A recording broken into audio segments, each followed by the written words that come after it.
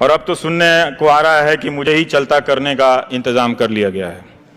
अभी व्हाट्सएप पे आया कि मैं फोन कर रहा हूं कि बरखा मैम मेरे लिए कोई नौकरी है। ये हंसने की बात नहीं है। इस देश का महान लोकतंत्र अगर एक पत्रकार को नहीं बर्दाश्त कर सकता तो उसके लिए शर्म की बात है। मैं गलत बोल सकता हूं, मैं खराब बोल सकता हूं, लेकिन आपने अगर मेरी हत्या की कामना की है तो वो शर्म की बात है। आपने मुझे उठाकर कहीं फेंकने की कामना की है तो वो शर्म की बात है। ये गांधी के देश में कभी नहीं हो सकता था। जो गांधी अंग्रेजों से लड़ते थे मगर उसे भी शत्रु नहीं कहते थे। हम उस देश के हैं। आप मेरा मजाक उड़ा रहे थे उस दिन। वो सबसे शर्मनाक दिन था जब मेरा फोटो तरह तरह से ट्विटर पे बनाकर चलाने लगा।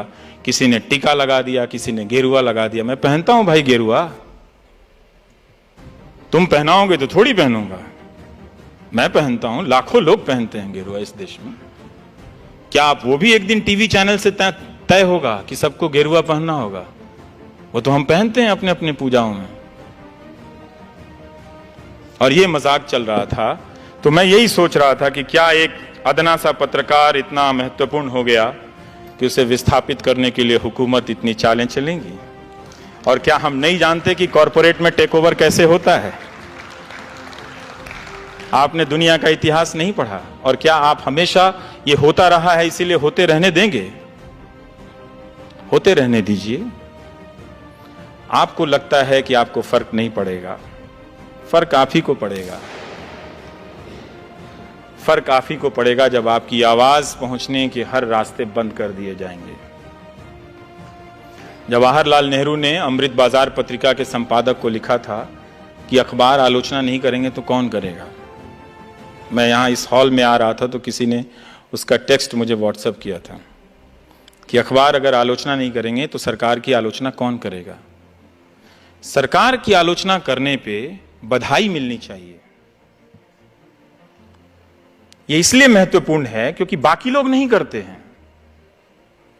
99% मीडिया एक गोदी मीडिया बन गया है। अब रोना रो रहा है कि जो 1% है वो भी गोदी मीडिया है। कमाल है साहब, कमाल है। सारा मीडिया खरीद के जेब में रख लो और दिन भर प्रोपेगेंडा, हिंदू मुस्लिम एजेंडा चलाते रहो और कहो कि गोदी मीडिया दूसरी तरफ भी है। अपने देश को अपनी आंखों से देखिए। वो जो रात को एंकर आते हैं और आपको नेशनलिज्म का आधा पाठ पढ़ाते हैं, उनकी निगाह से मत देखिए।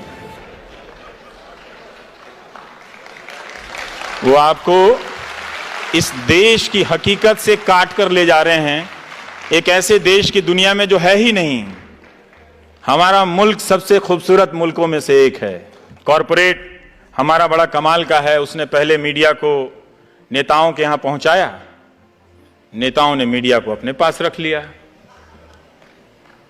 अब कॉरपोरेट मीडिया तो खरीद लेता है, कई तरह के चैनल, लेकिन बोल वो भी नहीं पा रहा है बेचारा।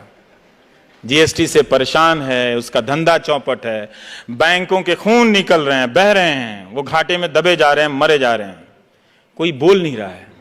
क्या बात है भाई, तुम भी डर गए? तुम तो बड़े बड़े चैनल खरीद लेते हो। किस लिए खरीदते हो? डरने के लिए? हमने डर में इतना निवेश नहीं देखा। जब डर प्रॉफिटेबल हो जाए तो जनता को सतर्क हो जाना चाहिए, क्योंकि इसमें उसका घाटा है, फायदा 2-4 लोगों का होता है। तो वो डर को प्रॉफिटेबल बिजनेस बना रहे हैं। और यही हो रहा है कि ना कॉरपोरेट बोल पा रहा है, ना जनता की आवाज पहुंच रही है, और लोग सड़कों पर अपने सवालों को लेकर खड़े हैं। शिक्षा मित्र रोज फोन करते हैं कि हम 1.25 लाख की संख्या में, हमारी आवाज कोई नहीं उठाता है। रोज रोते हैं बेचारे। तो नए नए तर्क गढ़े जा रहे हैं, आपकी आंखों में इमेज झोंके जा रहे हैं। मैं उम्मीद कर सकता हूं कि मेरा समय खत्म हो रहा होगा, लेकिन 2-4 बातें यही है कि लोकतंत्र की लड़ाई को आप आउटसोर्स मत कीजिए। गांधी की तरह सत्य के रास्ते पे चलिए, क्योंकि हमारे देश में सच बोलने का इकोसिस्टम नहीं है। इसे हमें स्वीकार कर लेना चाहिए और इस इकोसिस्टम को हमने नहीं बनने दिया है। जो भी जरा सा चलता है हम उसे पागल घोषित कर देते हैं। जो ईमानदार होता है, कोई कलेक्टर आ गया, वो ऑनेस्टी से काम करता है, उसी के रिश्तेदार बोलेंगे पागल हो गया। ये दुनिया बदल देगा क्या? अब तक आप झूठ के साथ खड़े रहे हैं, कुछ साल तक सच के साथ खड़े होने का प्रयास तो कीजिए, हो जाएगा। वो राजा हरिश्चंद्र की जो कहानी सुनाई जाती है कि वो बर्बाद हो गए, बने थे सत्यवादी चलने, पूरा परिवार तहस नहस हो गया, अंत में उनके पास कुछ भी नहीं बचा। ये कहानी इस देश में सुनाई जाती है राजा हरिश्चंद्र के लिए की। पता है क्यों? क्योंकि आप हमेशा डरे रहे। और ये कहानी कौन सुनाता है पता है? जो पावर में होता है। गांधी ने ठीक इसका उल्टा किया। गांधी ने सत्य के साथ प्रयोग किया और खुद प्रयोग किया, लेकिन उस सत्य को अधिकांश जनता का हथियार बना दिया। ये लो सत्य।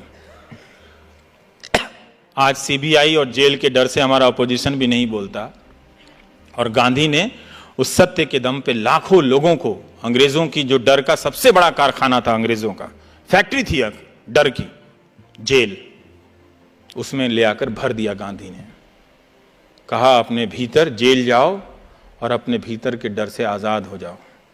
इनके पास टैंक है, तोप है, अफसर हैं, कानून है, सेलुलर जेल है, सब है, लेकिन जिस दिन तुम जेल जाने के डर से आजाद हो जाओगे, बाकी आजादी मिल जाएगी। ये गांधी का सत्य था। गांधी ने इसी सत्य के लिए अपनी जिंदगी दी। वो कहते थे कि सत्य की खोज में क्रोध, स्वार्थ, घृणा आदि विकार स्वभावतः छूटते जाते हैं, अन्यथा सत्य की प्राप्ति असंभव ही हो जाए। सत्य की खोज में सफलता प्राप्त होने पर मनुष्य में प्रेम और घृणा, सुख और दुख आदि के द्वंद्वों से पूर्णतः मुक्त हो जाता है मनुष्य। और वो अपना पैमाना गांधी बनाते रहते हैं। आप देखेंगे कि गांधी अंतिम तक प्रयोग कर रहे हैं। वो हारते हैं। वो अपनी अहिंसा, जब भारत आज़ाद होता है तो जिस अहिंसा को लेकर वो 30 साल तक प्रयोग करते हैं, वो बिखर जाती है। एक किताब है सुधीर चंद्र की, गांधी एक असंभव संभावना। आप पढ़िएगा कि गांधी आखिरी वक्त में फिर अकेले खुद को जुटाते हैं। वो चाहते थे 125 साल जीना, लेकिन बाद में उनके जीने की इच्छा समाप्त होने लगती है और वो नोआखली चल देते हैं। तो जैसे आज ट्रोल होता है, वैसे ही तब होता था कि बापू आप पहले बिहार क्यों नहीं जाते हैं, बापू आप कलकत्ता में क्यों नहीं रुकते, आप हिंदुओं के यहाँ क्यों नहीं रुकते, आप मुसलमानों के यहाँ क्यों नहीं रुकते। तो दोनों तरफ के जो सांप्रदायिक लोग थे वो गांधी जी का ट्रोल करते हैं। लेकिन गांधी क्या करते हैं उस ट्रोल के बाद? कई बार हम लोग ट्रोल से डर जाते हैं, तो मैं बताना चाहता हूं कि गांधी क्या करते हैं। गांधी उस वक्त एक बात बताते हैं कि हिंदू मुसलमान दोनों हैवान बने हुए हैं, क्या इसमें से निकलने का कोई रास्ता नहीं है? रास्ता तो है, दोनों में से एक जानवर ना बने। जो निखिल डे कह रहे थे, आखिरी बात जो उनकी थी, उस बात को समझिए, दोनों में से एक जानवर ना बने। यही इसमें से निकलने का सीधा रास्ता है। ये गांधी ने कहा था। और वो पहचानते थे, जब ये ट्रोल के जरिए किसी की हत्या पर उत्सव मनाया जाने लगा, यहाँ वहाँ के तर्कों से सवाल किए जाने लगे, तो लोगों ने कहा कि हम तो ऐसे ही थे, भीतर से हम लोग सब कम्युनल थे, बाहर आ गए उसमें। तो बाहर कम्युनल आए तो खराब लगे, तो उसमें नेशनलिज्म थोड़ा सा ऊपर से डाल दो, उसमें मलाई। तब भी गांधी जी कहते हैं कि जो बहुत हिंसा होने लगती है, कि हम लाचारी से अहिंसक बने हुए थे, मगर हमारे दिल में तो हिंसा भरी हुई थी। अब जब अंग्रेज यहाँ से हट रहे हैं, तो हम उस हिंसा को आपस में लड़कर खर्च कर रहे हैं। हम आज भी उस हिंसा को आपस में लड़कर खर्च कर रहे हैं। अपने भीतर की अहिंसा को पहचानिए, उसमें बहुत शक्तियां हैं। ये वो शक्तियां हैं जो इस मुल्क में बेपनाह मोहब्बत भर देंगी। इस मोहब्बत के सहारे आप कम रोटी खाकर भी मुस्कुराएंगे, जनरल क्लास में भी चलकर मुस्कुराएंगे।